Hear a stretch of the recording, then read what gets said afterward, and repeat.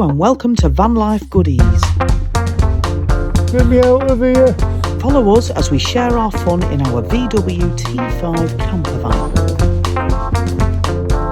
All the free park ups we find, the food we enjoy, honest product reviews, mini solar panel, and van life tips and tricks. So this is going to be a video on how I made this pop-top surround for under 50 quid. And of course, all the adventures in between.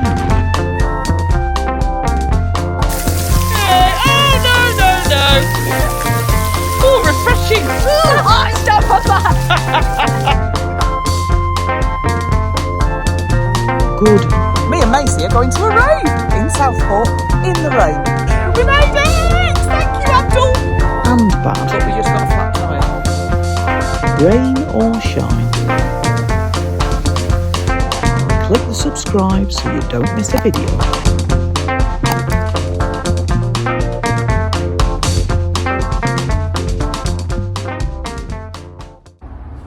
Hello everybody, this is Camper Chats number 7. I am sat at a service station because I'm early and I'm heading into Birmingham, and because it has clean air, it's going to cost and it'll be busy, so I don't want to be there for too long. Today I wanted to talk about, I'm just remembering the camera is there. Today I wanted to talk about your camper van and what is best, gas or electric. So you have a number of options in a camper van, all very different. If you go to a campsite and you hook up to electric hookup, you can essentially use your camper van like you would your home, with a 3-pin socket. You can plug everything in, your hair dryer, your hair straighteners, your electric kettle, your heater. You can have everything, but as soon as you unplug that, you are essentially living off a leisure battery. So a leisure battery comes in many forms. It's a battery on its own that contains power, obviously, that is recharged in a number of different ways. So my leisure battery, you can have the AGM leisure batteries, which can be affected by the cold, the good old fashioned what was in your caravan kind of thing. Or you can have these new lithium batteries, which I've got a lithium one. They are very expensive. I think mine was about £1,000. They are like stupid money, but they hold their charge. They don't lose their charge over time. They're just so efficient, and they're lightweight, which is important in a camper van, especially if you've got half your house with you and you're travelling long term. Then you need weight's an issue, really. So this lithium battery or an AGM, mine is charged by a B2B charger, which basically means that whenever I drive, it will charge up the battery in the back. So if I camp overnight and then drive the next day to the next destination, it will be fully charged when I get there, and that will keep going. Now my AGM battery can probably keep going for about, I'd say about 3 days, and that's with the heater going, the fridge going full time, and me using the charging points for my electronics, my laptop, my phone, stuff like that. You can also get standalone batteries. So if you're not tech like that, you don't want to pay someone to make it tech, you can have a standalone battery unit that I've got a little all powers unit, a little box that can be charged by solar. It can be charged by plugging it into your cigarette lighter when you're driving. It can be charged by mains when you're at home before you go camping. And that standalone unit can then be used till it runs out of charge, either in a tent outside, or it can be used in your camper van, wherever. And there's lots of different ones on the market, EcoFlow and a few others that you will have heard from if you watch Vanlife videos. So that's the battery situation. Now I've just had something called an inverter fitted. Some of you will know all this, but I'm doing it in layman's terms because if you don't know, you don't know, and you just want to know the options. So my inverter is basically a 3-pin plug that converts my battery power from 12 volts, which is basically just your USB charger, to 240 volt, which is your 3-pin plug-in. So if I wanted to, say, use my hair straighteners, it's a 3-pin plug, and I can't use that in my campervan unless I've got an inverter, unless the charge or the electric is converted to normal electricity, a 3-pin plug. So my inverter will convert the 12 volt from the battery when I'm parked up, not plugged in, to a 3-pin plug charger. So it does drain the battery quicker, but it's still really efficient. So as far as electric goes, I think it's great. You can recharge these batteries by solar. Some people have a solar panel on the roof. I've got a portable solar panel that will plug in at the back to recharge when we have sun. Hence, I haven't had chance to use it because today I think is the first day of sun we've had all year. If you're going to go travel in Europe or somewhere that's a bit sunnier, then I think having solar is a game changer, because even if you're parked up, your solar panel is charging up your leisure battery, so you don't have to drive anywhere. So you could park on a beach for 3 weeks and all of your power is coming free of charge from the sun into your leisure battery, which is then being spread out to all the things you need in your camper van. And I just think it's the most eco-friendly, efficient way to live ever. Now, the question is, what about gas? So gas, you can have gas in your camper van for a number of things. You can have it for your cooker or your oven. You can have it for a heater. Some people have like a propane heater. Some people have hot water showers, so it heats the water as you use it. What else do you use gas for? Oh, and your fridge, that's right. So you can get fridges that run off gas.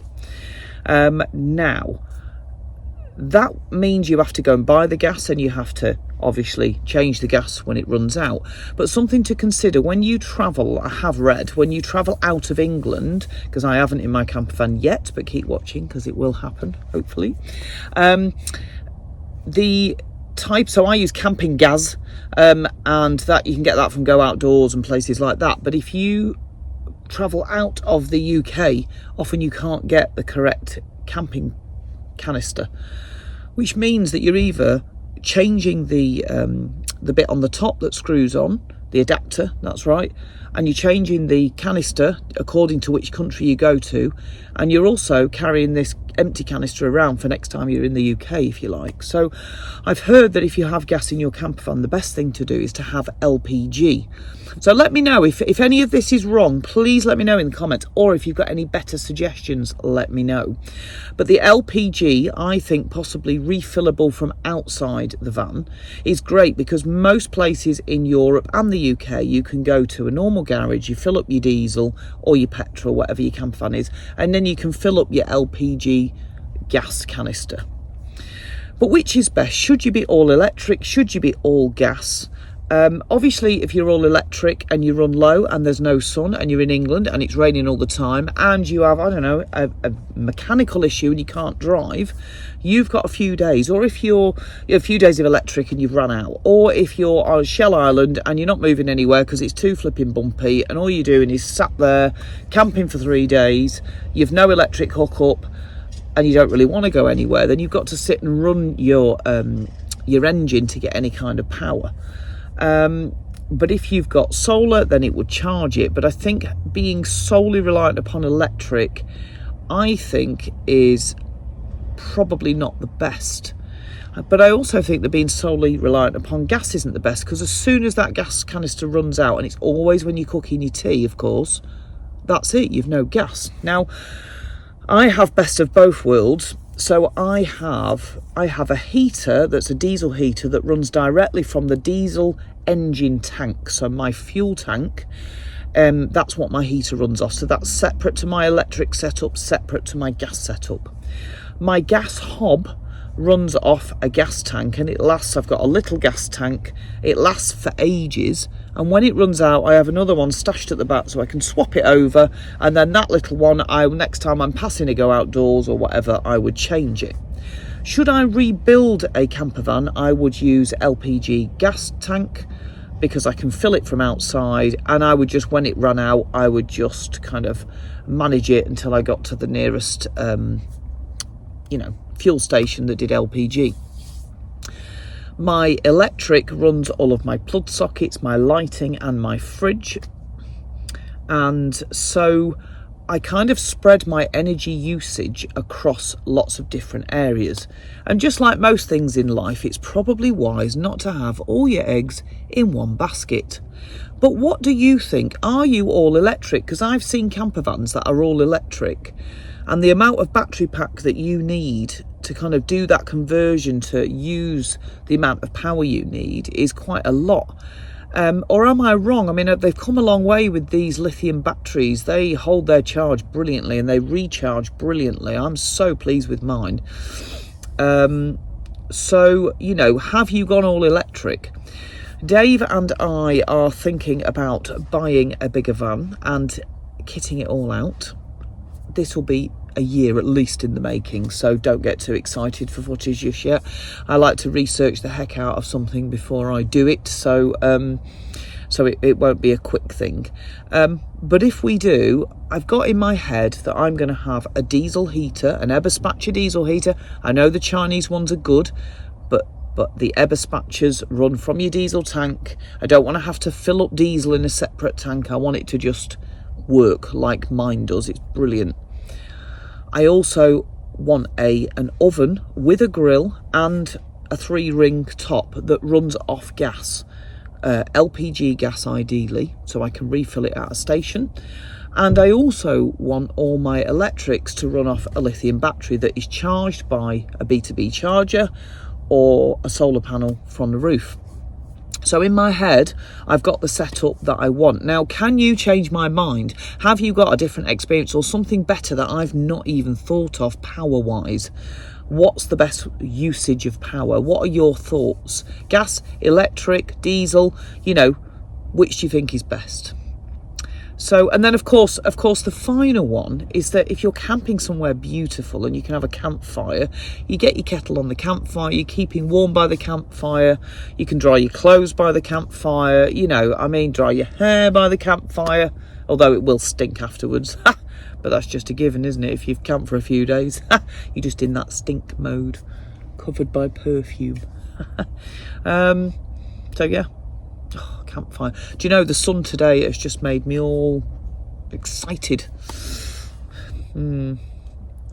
about just planning my escape, our escape. Anyway, I think that's it. I've only done 11 minutes, so I don't know what else to say. What other power is there? What other power is there?